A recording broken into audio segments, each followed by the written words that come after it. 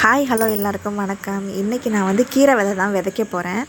முளைக்கீரை, பாலக்கீரை இதெல்லாம் தான் விதைக்க போகிறேன். ஏன்னா இது ஆடி மாதம் ஃபஸ்ட் டைம் இப்போ தாங்க நான் விதைக்கிறேன். எப்படி முளைச்சி வருதுன்னு தெரில. ஏன்னா ஆடி பட்டம் தேடி விதைன்னு சொல்லுவாங்க. இன்றைக்கி என்னென்ன விதைன்னா இது வந்து பாலக்கீரை, முளைக்கீரை, முள்ளங்கி, அவரைக்காய் இதெல்லாம் தாங்க நான் விதைக்க போகிறேன். கீரை விதை என்ன பண்ணணுன்னா அழகாக மண்ணெல்லாம் நல்லா பொலன்னு வச்சுக்கோங்க. அப்படியே சாரல் மலை மாதிரி அழகாக தூவி விட்டுருங்க. இல்லாட்டி கொத்து கொத்தாக அப்படியே முளைச்சி வந்து ஒழுங்காகவே சரியாக வளராது.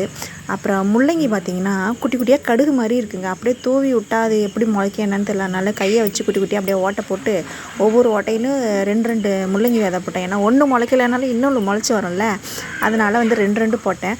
அப்புறம் பார்த்திங்கன்னா ஒரு 4-5 நாள் கழித்து பார்த்திங்கன்னா எல்லாம் சூப்பராக செம்மையாக முளைச்சி வந்துச்சு.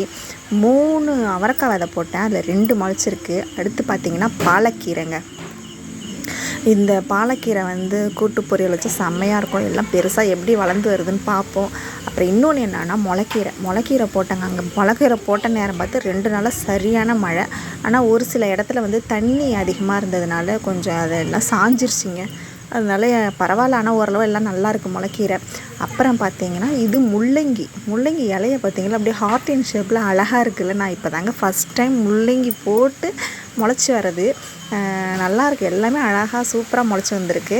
எல்லாம் பெருசாக எப்படி வளருதுன்னு பார்ப்போம். இந்த வீடியோ உங்களுக்கு பிடிச்சிருந்தால் லைக் அண்ட் சப்ஸ்கிரைப் பண்ணுங்கள்.